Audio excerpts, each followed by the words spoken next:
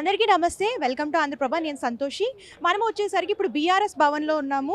మాజీ ఎంపీ కవిత గారు ఉన్నారు. నమస్తే మేడం. నమస్తే చెప్పడమ్మా. సో మేడం, ఇప్పుడు బీఆర్ఎస్ పాలనలో చాలా అవినీతి జరిగిందని కాంగ్రెస్ నేతలు అంటున్నారు. దానిపైన మీ స్పందన ఏంటి?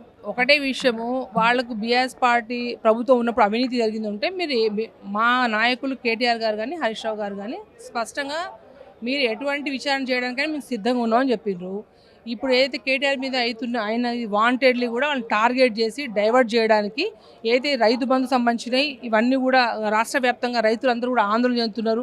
సాగు భూమికి ఇస్తామని రకరకాల వీళ్ళు చెప్పిన దాని మీద వాళ్ళకి స్పష్టత లేదు. కాబట్టి ఆ నిరసనల కార్యక్రమాన్ని డైవర్ట్ చేయాలి, అట్లయితే కేటీఆర్ని టార్గెట్ చేయాలనే ఉద్దేశంతో వాళ్ళు చేయడం జరిగింది. ఏదున్నా రాను రోజుల్లో ఖచ్చితంగా కూడా కాంగ్రెస్ ప్రభుత్వానికి ఖచ్చితంగా బుద్ధి చెప్పేది తప్పకుండా వస్తుంది. అసలు కేటీఆర్ కేసీబీ ఇచ్చిన నోటీస్లో ఏముంది మేడం? ఏమో నాకు కూడా తెలియదు అమ్మా. ఒకటే కేటీఆర్, ఇంకోటి వాళ్ళు ఏసీబీ ఏ నోటీస్ ఇచ్చినా కేటీఆర్ గారు అయితే ఆఫీస్కి వెళ్ళిండ్రు కదా, వెళ్ళిండ్రు. రాజ్యాంగ హక్కు ప్రకారము వారి యొక్క హక్కును వినియోగించుకొని వారు అడ్వకేట్ తీసుకుపోయినారు.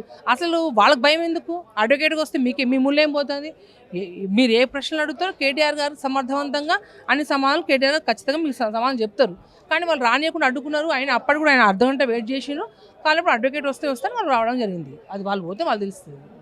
గత నెల రోజుల నుంచి కేటీఆర్ గారిని అరెస్ట్ చేస్తారని చెప్పేసి ప్రచారం జరుగుతుంది. దానిపైన కాంగ్రెస్ ప్రభుత్వం రేవంత్ రెడ్డి గారు కక్షపూర్తిగా ఏదో విధంగా అటు ఎక్కడ స్పష్టంగా ఎటువంటి తప్పు చేయలేదని వారు ప్రెస్ మీట్ పెట్టి వివరించినాక గ్రామ స్థాయిలో క్షేత్రస్థాయిలో అసలు ఈ కార్ రేజ్ అంటే ఏంది అని తెలియలేని వాళ్ళకు కూడా వారి ప్రెస్ మీట్ ద్వారా పూర్తిగా అవగాహన కలిగి అందరూ క్లియర్గా అర్థమైంది. ఏంటంటే కాంగ్రెస్ ప్రభుత్వం రేవంత్ రెడ్డి గారు ఎట్టి పరిస్థితులు, ఎందుకంటే హరీష్ రావు గారు కేటీఆర్ గారు ఎక్కడికక్కడ ఎమ్మటెమ్మటే ప్రజల పక్షాన్ని నిలబడి ఎక్కడెక్కడ వాళ్ళు ఫైట్ చేస్తూ ఉన్నారు. కాబట్టి ఎట్లయినా వీళ్ళని ఎవరినో ఒకరిని జైల్లో వేస్తే వాళ్ళు ప్రశ్నించే వాళ్ళు ఉండరు అనే ఒక ఉద్దేశంతో వాళ్ళు చేస్తూ ఉన్నారు.